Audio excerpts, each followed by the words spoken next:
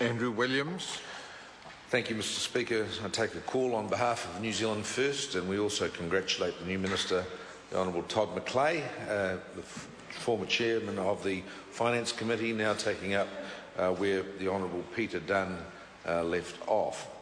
In this respect, New Zealand First also supports the Taxation Annual Rates, Returns, Filing and Remedial Matters Bill. There is a lot of good, sensible, sound policy in this bill that will help tidy up aspects of our taxation system and simplify areas of filing requirements for individuals and record-keeping requirements for businesses. It will also provide that taxpayers who choose to file a tax return also to file their returns for the previous 4 tax years, so they can't basically cherry-pick a particular year, that if they are going to file a tax return, it must also include the tax returns of the previous 4 years to ensure that it's fully covered. Mr Speaker, we are pleased that the government has seen fit to move in the direction of KiwiSaver to increase employer contributions and employee contributions back up from 2 to 3%,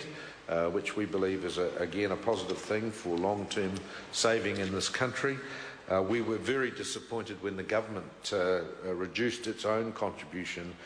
in July 2011 and reduced the annual contribution from $1,042, $20 a week, and they halved that, the government contribution, down to $521 or $10 a week. We thought that was a negative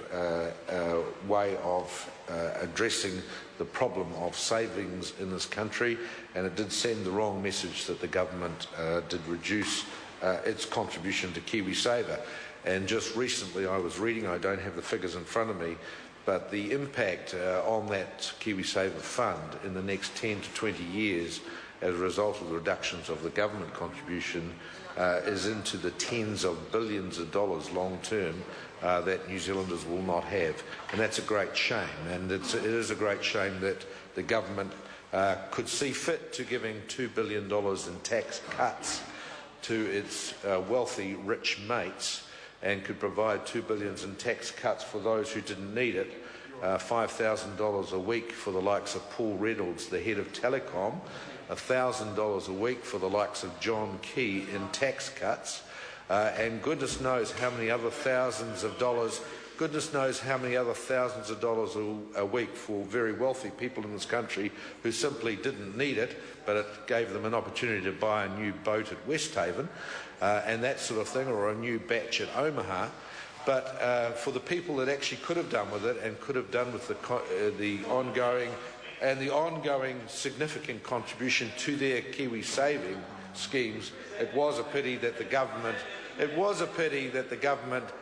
did have its priorities wrong and saw fit to take $2 billion out of the tax revenue coffers to give to the wealthy while reducing the KiwiSaver contributions. Mr Speaker, it's also interesting that in this bill it talks about taxing bonus shares issued by companies under profit distribution plans. Isn't that interesting? And I wonder, Mr Speaker, whether that would include Mighty River Power share bonus scheme shares, because it almost seems like the government is they put out the little carrot, they put out the tempter for people to buy Mighty River Power shares. They said if you keep them for 2 years, you will get that's just after the election, you'll get a bonus just after the election next year in your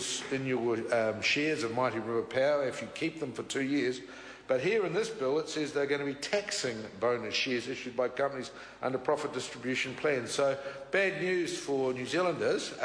You haven't been given the full story, it would seem, by this government, because they give it with one hand while at the same time they're ripping your other hand off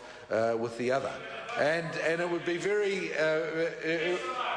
interesting if the government will make a little bit more of a feature of this when they try to launch the Meridian shares with a similar bonus scheme. Will they be telling the people of New Zealand when they try to sell off Meridian that, oh, by the way, the bonus shares come with a little bit of a tag to them, that you will get taxed on those as well?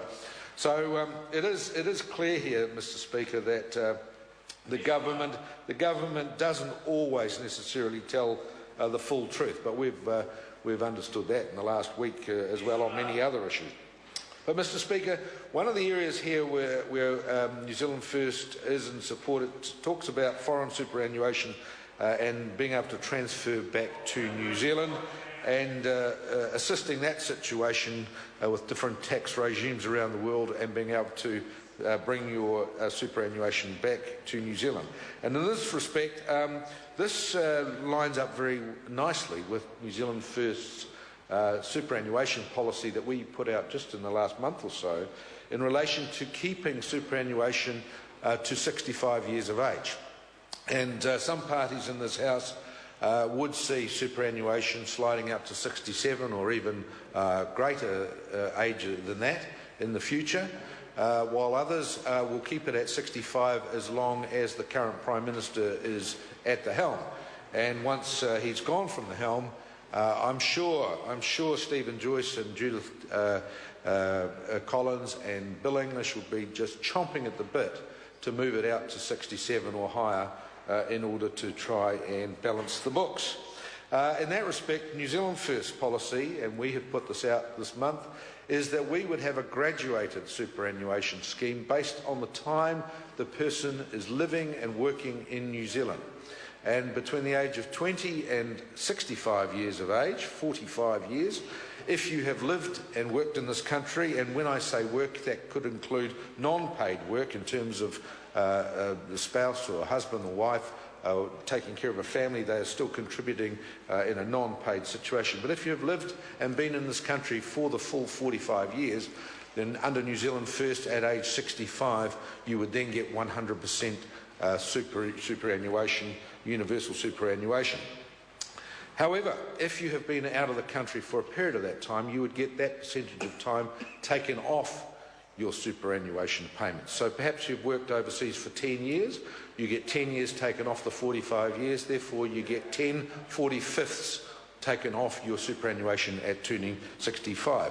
What this also means, Mr Speaker, is that where we have a lot of repatriation of people coming back to New Zealand who have worked a huge amount of their time overseas and have contributed very little in the way of tax to New Zealand, they don't just come back and then just get on the bandwagon and take the hard-earned taxes that all those people who have been in this country and have worked most of their lives in this country have contributed to the scheme. Similarly, those who come to join their family, who may be a senior in life and arrive here and stay the minimum requirement of 10 years, don't then suddenly get the full 100% superannuation either. If they've come and they've had 10 years in this country, then they would get 10 45ths of the superannuation for themselves. They would not get the full 45 45ths of the superannuation. Therefore, they would get some form of payment, but it would mean they would not be stepping over the New Zealanders who have contributed all their lives to the scheme. And in that respect, Mr Speaker, that fits in with this because we would also permit that they could transfer and bring their own superannuation that they may have been paying into overseas back to New Zealand, and therefore they can keep their scheme plus take their percentage from the New Zealand scheme on the basis of the years that they have been in this country. We believe that's a very sound and solid policy that New Zealand First will be pushing, and will be certainly pushing into the next election, because it will mean that New Zealanders will be able to keep a super scheme at age 65 going on for many, many decades to come, whereas under the current situation that is looking increasingly perilous while the New Zealand tax base is not particularly bright, or doesn't have a bright future in many areas. So, Mr Speaker, in closing, New Zealand First supports this. We believe that much of this is very much a technical bill. Much of it's just tightening up loopholes. It does improve the tax system in a great many areas. And New Zealand First has always said in this House, we will support good, sound, solid policy, and we will oppose bad policy in this respect. There is good policy in this, and New Zealand First will be supporting it.